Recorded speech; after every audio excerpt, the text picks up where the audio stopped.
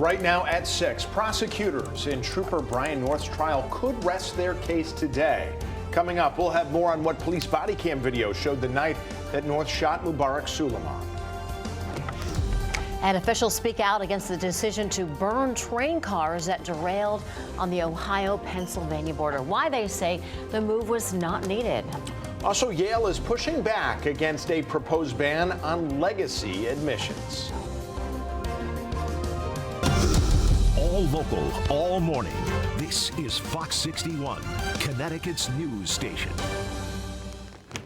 Good morning. Happy Thursday. Thanks so much for starting yours off with us, America Arias. And I'm Tim Lammers. Good morning to you. Thanks for joining us here on Fox 61 and Fox 61 Plus as we bring in meteorologist Matt Scott because, yeah, a lot of rain falling right now, still coming down. You know what? Yeah, in some parts it is, but for the most part, bullets avoided here. You know, we navigated some heavier pockets of rain, but for the most part, we're not seeing a lot in the way of flooding, and it is definitely easing up. That's certainly some good news. So, yeah, obviously not a great day, and I got to tell you, having come in, on the early shift, I can't stress this enough. Take it easy out there. Even though the rain is lighter, doesn't give you the carte blanche to go 60, 70 miles an hour on the highways. Saw a lot of spin outs. Rachel's going to get you up to date with that coming up. Scattered showers continue. Watch for a little isolated river flooding. Not a major deal, but we're watching the big tributaries. And in the 7-day, we've got the parade weekend upon us. We'll talk about some puddles with that. Let's go right to the radar. And again, you'll see some mostly manageable rain, but a couple of pockets of some heavier stuff. I'll show you 2 batches. First off, we've got Rocky Hill over into Glastonbury. A little bit of, I wouldn't say it's, I wouldn't say it's bad at all, but we'll take a look also at the Farmington Valley. A couple pockets of some more moderate rain pushing into Simsbury, Canton approaching Avon over the next couple minutes.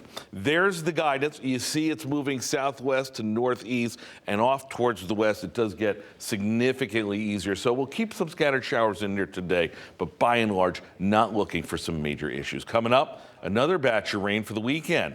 What's that going to mean for impacts? We'll talk about it coming up. Let's check those roads right now. Good morning, Rachel. Hey, good morning, Matt. Overall, looking pretty good in terms of any volume out on the roadways, and nothing really to alert you to this morning, although we have that rain out there and also some areas of fog. I wanted to show you a live look outside over in Cromwell. Matt showed you what that radar looks like, and you're kind of seeing it here real time, where we have that steady, heavy rain, maybe even some ponding out on the roads, but volume along 91 is also light. Over in New Haven this morning, 91 heading towards the I-95 interchange. This is just out by exit 6. This looks okay this morning too, with no major delays. So if you're heading to Hartford or the Elm City, 91 both directions running smoothly with your drive times around 36 to 38 minutes. Back to you.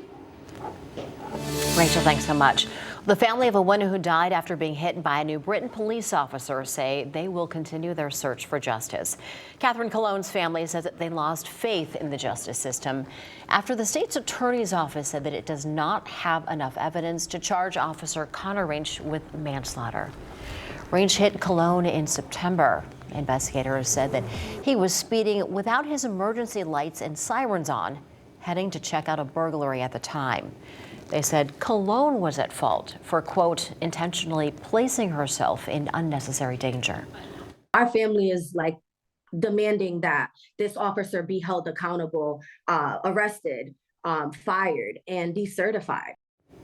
Range has been on restricted duties since the incident. A toxicology report revealed that Cologne had multiple substances in her system, ranging from alcohol, cocaine, and fentanyl. Cologne's daughter plans to hold another rally to honor her mother and call for justice on March 21st, 6 months after Cologne's death. Well, this morning, lawmakers will discuss a number of bills concerning police and public safety. One bill is to honor fallen police canine Bronco.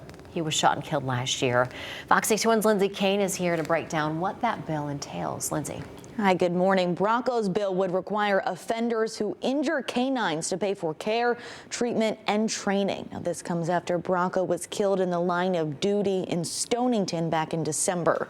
Police were responding to an arrest warrant at a home when the shooting happened.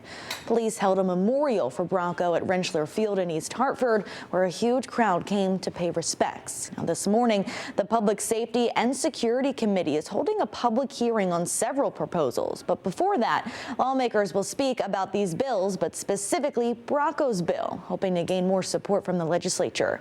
Offenders who injure a canine would have to pay for vet bills, medication, and anything else needed to help the dog recover. Those who kill a canine would pay for the cost to train a replacement dog.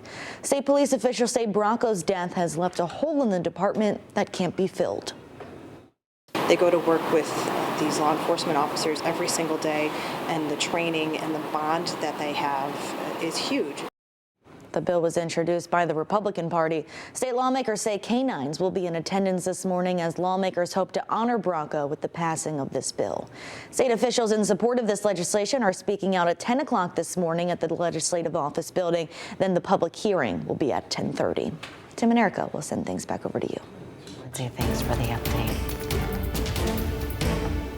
Prosecutors in the Bryan North trial are expected to rest their case today, and that means that we could find out if North plans to take the stand. Yeah, he's been charged with manslaughter in the death of 19-year-old Mubarak Suleiman. And North shot Suleiman after a police chase in West Haven back in 2020. Body camera video from that night shows North going to the driver's side window of the car Suleiman was in with his gun drawn, while another trooper, Joshua Jackson, was covering the passenger side. Jackson later testified that he saw Suleiman reach for a knife, and that's when North shot him. He was holding it, had it in his hand at the, I guess you call it the grip of the knife, and he was moving it in a very threatening and aggressive manner, as if he was planning to do something with that knife. The defense could start its case tomorrow. Well, today, the man accused of killing his girlfriend in 2019 is due back in Milford Superior Court to talk about a possible plea deal with the judge. Yeah, Jose Morales is also a suspect in the disappearance of his one-year-old daughter. Fox 61's Brooke Griffin is live at the Milford Courthouse now with the very latest. Brooke, good morning. Good morning to you. Jose Morales is the main suspect in his girlfriend's murder and his little daughter's disappearance, although he pleaded not guilty to the charges involving that case. Now, today, though, he could accept a plea deal. That was something that was presented to him back in January. Today, he could potentially accept that, but we don't know the exact details of that, just simply because they've not been made available to the public. We're hoping to find out more today. Now, if you recall back to December of 2019, Ansonia police found Christine Holloway dead in her bathtub. They tell us that she had been beaten to death. Her one-year-old daughter, Vanessa, was also deemed missing. No one has seen her since. Police say they believe Morales, Holloway's boyfriend, and Vanessa's father had something to do with both of those crimes. 3 months later, Morales was charged with Holloway's murder. He also remains the prime suspect in his daughter's disappearance. Police say there were bloody clothes and toys found in a church donation bin down the street from that home, all belonging to Christine and Vanessa. Police say some of Christine's bone fragments were also found in the garbage disposal of that home. Officers tell us Morales admitted to lawyers early on that he smoked PCP several times that weekend and doesn't really remember it. Ansonia police are still working on this case today. We're not going to stop looking. We won't close the investigation. As you said, it may become cold, but that doesn't mean it's closed. We're working as hard as we can, doing as much as we can to make sure we find out what happened to Vanessa so we can give the family some answers. And we will be in that courtroom here at the Milford Courthouse today to find out exactly what that plea deal is and find out if he's going to accept it or not. Now, whether or not he does, that could move forward with the trial. We'll have more on that coming up later this afternoon. Live in Milford, Brooke Griffin, Fox 61, Connecticut's news station.